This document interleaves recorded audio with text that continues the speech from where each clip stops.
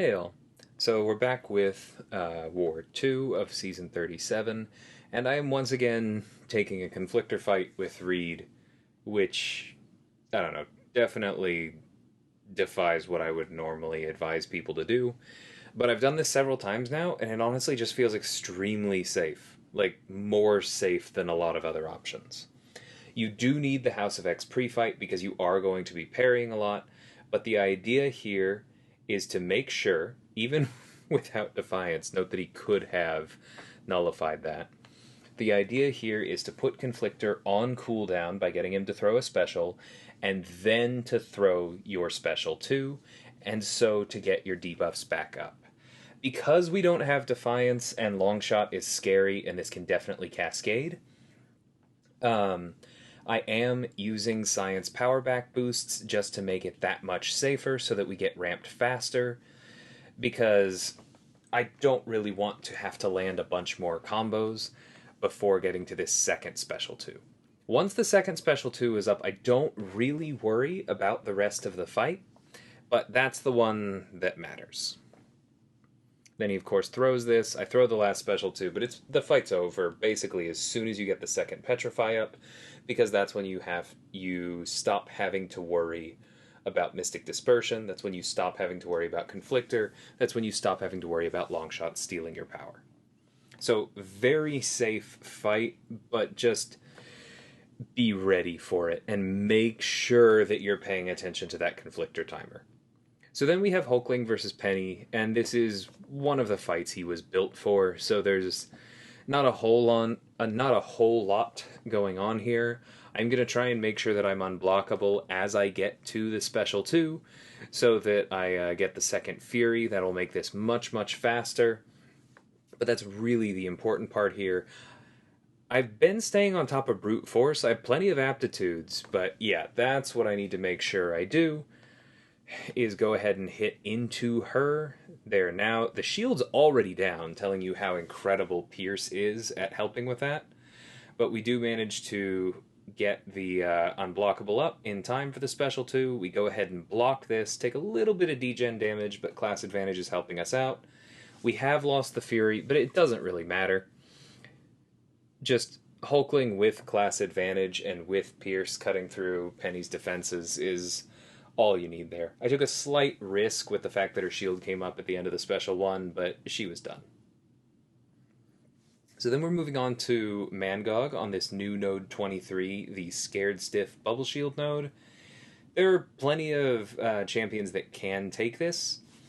I do think that Reed is very effective here. It follows a lot of the same principles for Reed versus Mangog on node 54, which is his usual placement. The evade is helping you because he's going unblockable more often.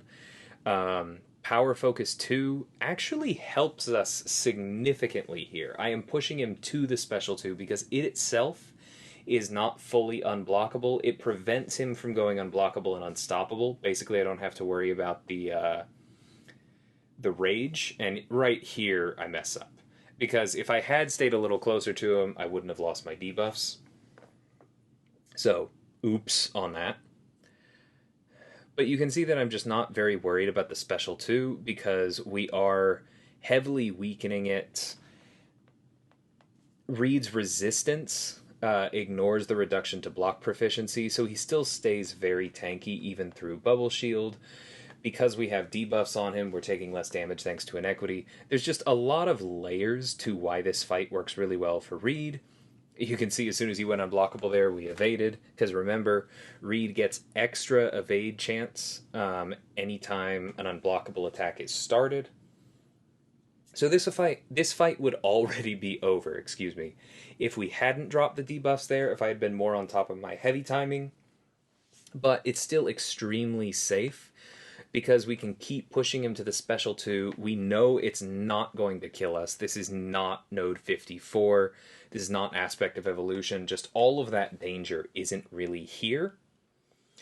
And so all we have to do is keep pushing him to the special 2. We don't have to worry about him going red because we're not triggering Mystic Dispersion in any meaningful way.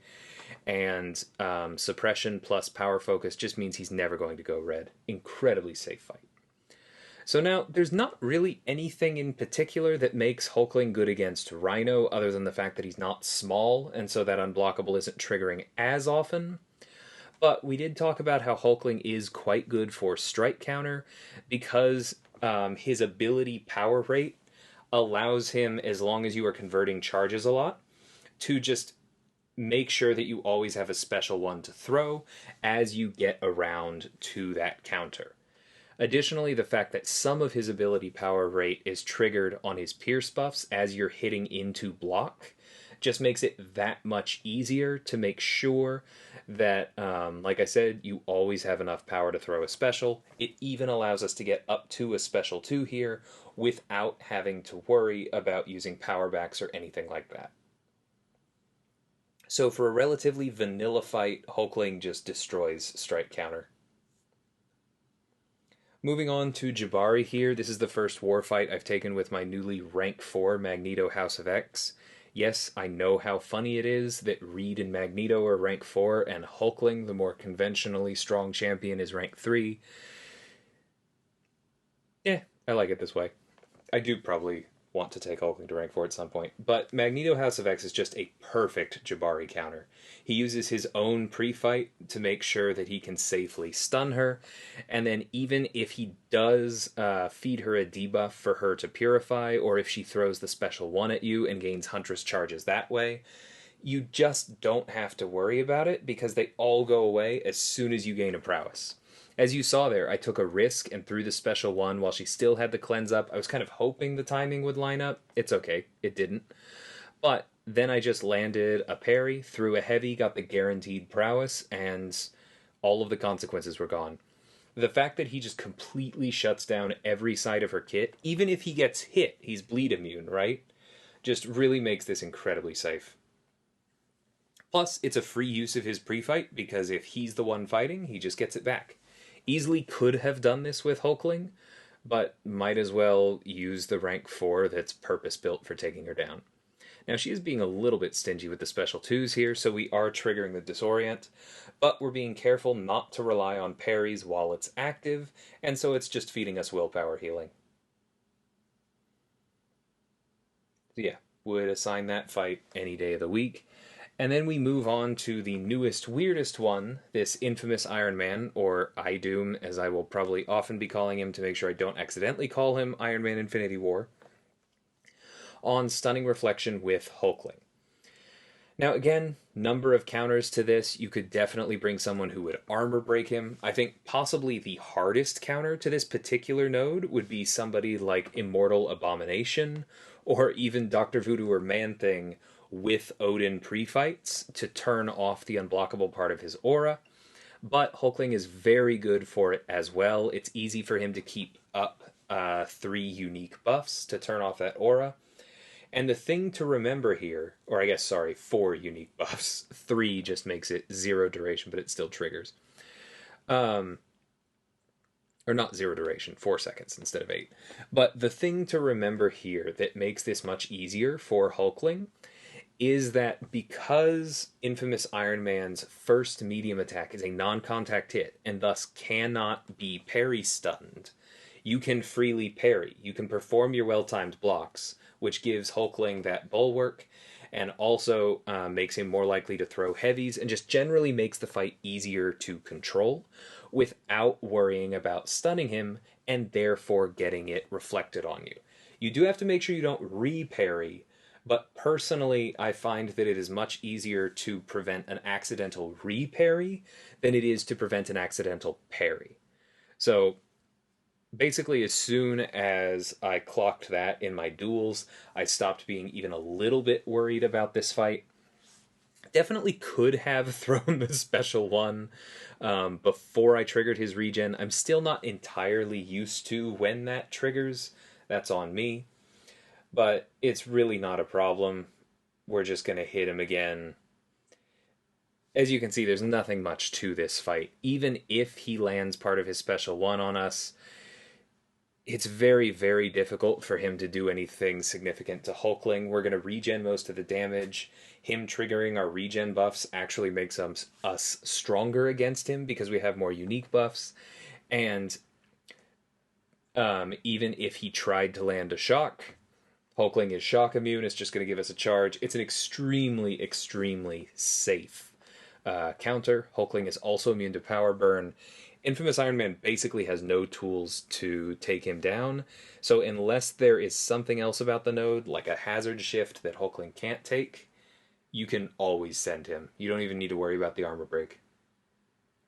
Anyway, I hope you guys enjoyed this one. I very much did. I love all three of these champions, and these are some very fun fights.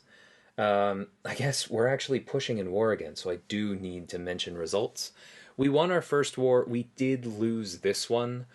I think we are still kind of shaking some rust, and especially getting used to rank 4 defenders. Because the last time we were pushing for masters, there weren't a whole lot of them, and now there very much are. So that's something that we as an alliance just have to get a little bit more used to, dial in that much more, and make sure we're closing things out. But I think we can do that. Anyway, hope you all enjoyed this one again, and until next time, thanks so much for watching, and take care.